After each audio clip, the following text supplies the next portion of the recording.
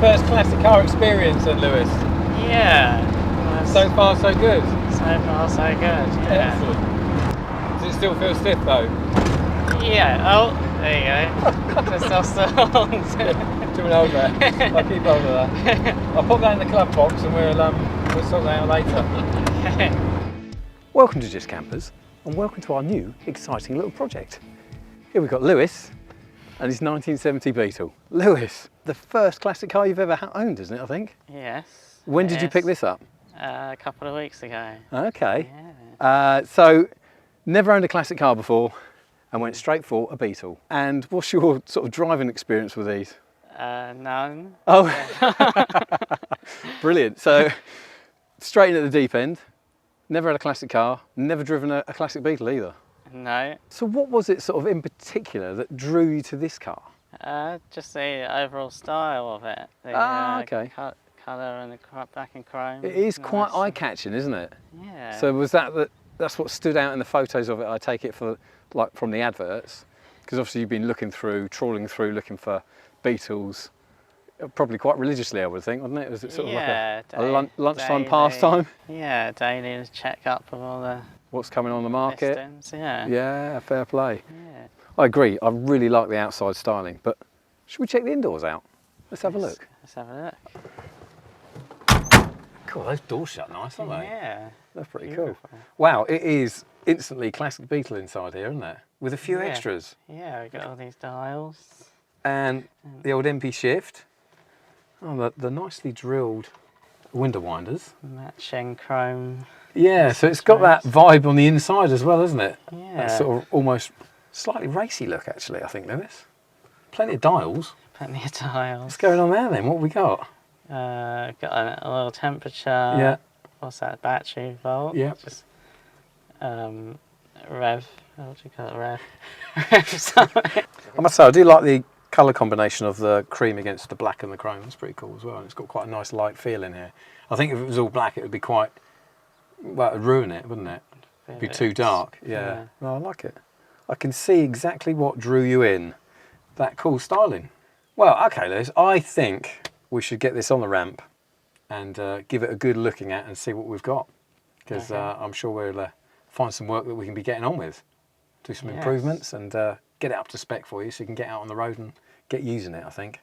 What do you reckon? Good. Sounds good. All right, you making the tea? Yeah. All right, cool. I'll do it then. Okay. So Lewis's Bug is in the workshop and on the ramp. So for the first time, we're going to get a proper peek underneath. Obviously, I've looked at this car briefly with its wheels on the ground, and there's only so far you can look under. So ramp time, let's do it. Okay, well, let's have a look for the first time underneath. All right, what have we got here then? Could do with a nice set of brake hoses at some point, but obviously we'll go through all the brakes before we even run it down the road, I think. There's a torsion bar here that's going to need addressing at some point. So we've got a bit of corrosion here, and there's also a little bit of corrosion on the front wheelhouse as well. So and a couple of little bits though. But again, it is a 1970 car. It's older than me. How's it looking, Mark? I'll tell you what, Nick, it's actually in pretty good shape. Corrosion-wise, there's not an awful lot on the main structure. It's really quite a solid car to start with. So that is a mega plus for, especially for Lewis. He didn't really want to get involved with doing a massive project and masses of welding on sections that you can't get to. You have to lift the body off. But actually, it's all really quite solid. So that is a mega plus point for me. I just saw a drip of oil. I better have a look at that. Look, there's a drop on the floor there, look, Nick. You see it dripping? Oh, yeah. So it's actually coming out of the drive shaft boots. Oh yes, the drive shaft boot is split. That's not good. Okay, we best be investigating that first, I think, because with that split, we're going to lose a fair amount of oil out of the gearbox. And obviously where it's been sat flat with the wheels up like so, the oil levels in the gearbox, as the arms drop, the oil's already in the boots, and now the arms have dropped, they've just started leaking out. So this side, and actually I did see a leak that side as well. Yeah, so both drive shaft boots need replacing. So that's the first thing we're going to do, I think, before we even run it down the road. Okay, well, it's got a strange polyurethane front mount.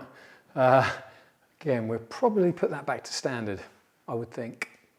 Anyhow, First job, drive shaft boots. Okay, so the drive shaft boot, as you can see on this one, is it's a bit of a funny plasticky one, and it's a split type. So it's split along the top and you feed it round and then bolt it back together. But from factory, they would have been a one-piece unit and they would have slid them over the end of the axle, but you'd have to disassemble all this end.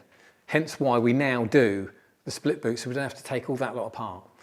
But obviously, first things first, we need to drain the oil out, otherwise we will be covered. I'm not sure how much is in there, but let's get that drained and have a look. What's it going to be like? Is there going to be much in there? Okay, well there's a bit, that's good. I'm glad I saw some oil coming out. I was getting a bit worried. That's the oil drained. Next bit is to remove the old drive shaft boots. I'm going to take both wheels off just to make access and light a little bit easier. Plus you'll be able to see it. And then when we fit the new ones, I'm going to drop the axles down on axle stands to try and get them as straight as possible.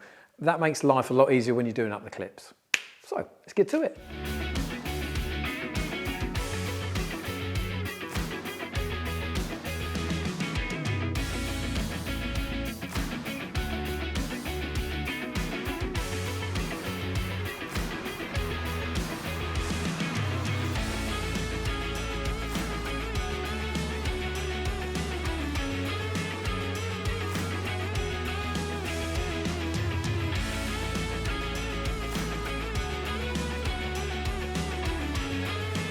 So the drive shaft boots are off, and what I found, obviously I know I've cut them off because it just made life easier, but as you can see, they were all split along that section.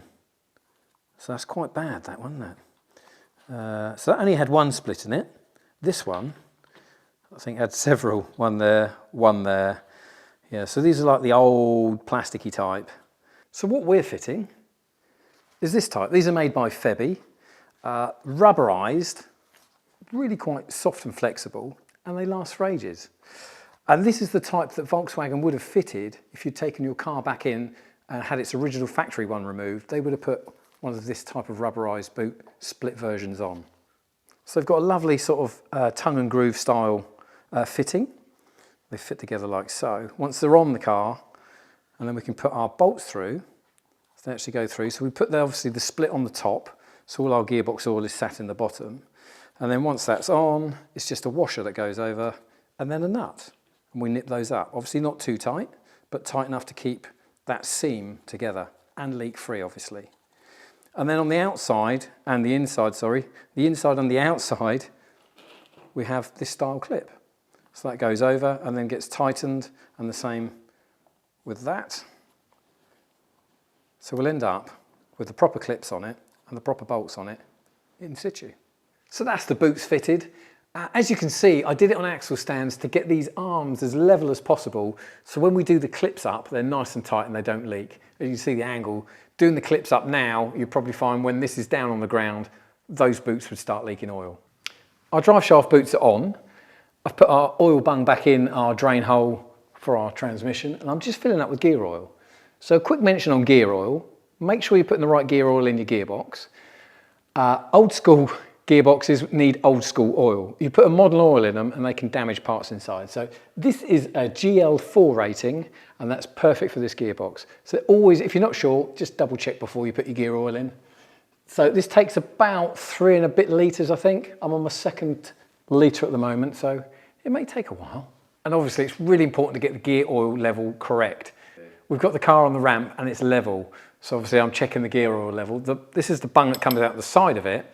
And we normally fill the oil up until it trickles out, and then we know it's at that level. And I always double check it with a mirror and a torch, just in case it's dribbled out for another reason. There's a split in the pipe or something. But anyway, we'll carry on. I'm going to put the bung back in. So if you are doing your oil level at home, don't just jack the back of your car up because that will give you an incorrect level. Try and get the car level first.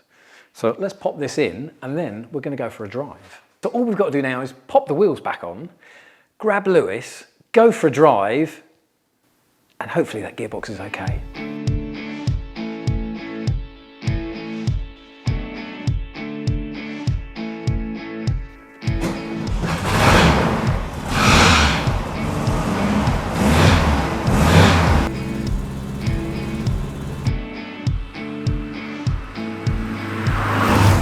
first classic car experience then, Lewis?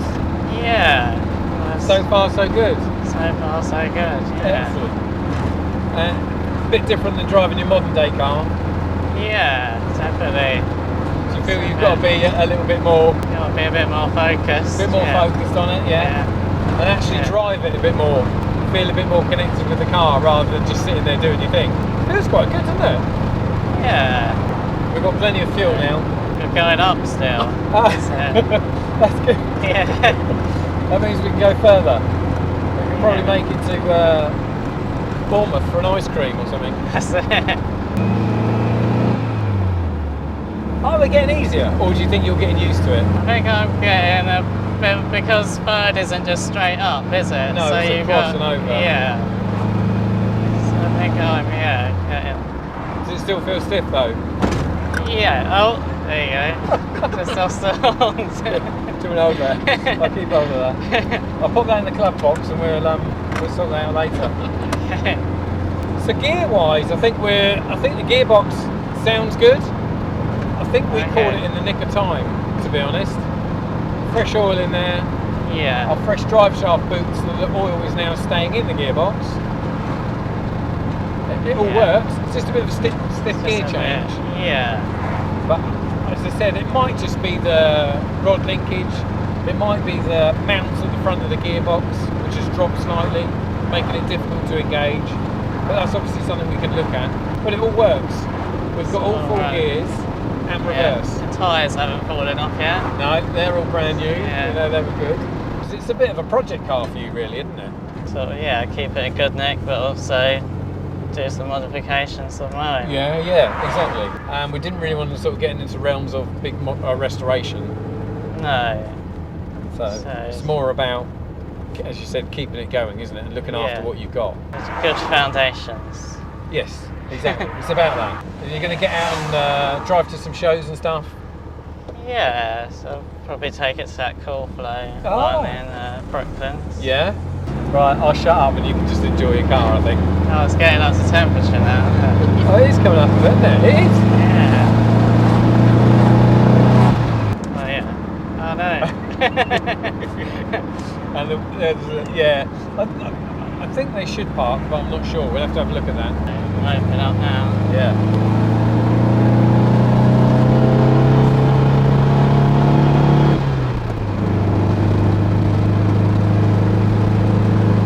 That's going quite well.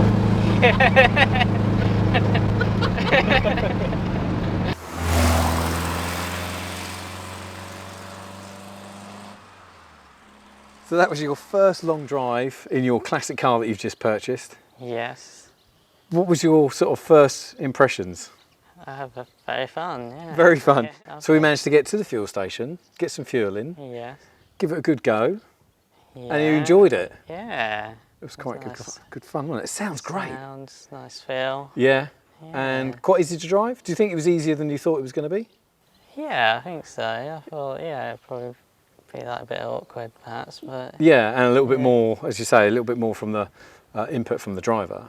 But you soon got used to it, and obviously it felt quite natural after a while. Used to the brakes, used to the gears. Ah, so gearbox. We think that's good then. Yeah. Wow, so there was no noises from the gearbox, no whining. It did change gear. I know the gear shift is a bit stiff, but it changed okay. It didn't hop out of gear. No. So I think we are lucky, and that we've saved that in time. Yes. So with the new boots, fresh oil in it. We may even let it run for a few hundred miles and drain that oil out again, and then put fresh gear oil in again, just to be 100% sure that that's got some very clean oil. Because obviously the low oil that was in there would have become probably overheated and quite dirty. So we'll flush it out and we'll give it another go in a few hundred miles. But next, we're going to get it back into the workshop. And I'm just going to go through sort of servicing the brake side of it and service the engine and get it ready for Lewis to use for the weekend. So tune in next time when we have the car on the ramp and we'll be going through things a bit more thoroughly so we can get Lewis back out on the road. Thanks for watching. From Lewis and I, we'll see you next time. Should I do a wave? Oh, you don't do sorry. Lewis and I, we'll see you next time.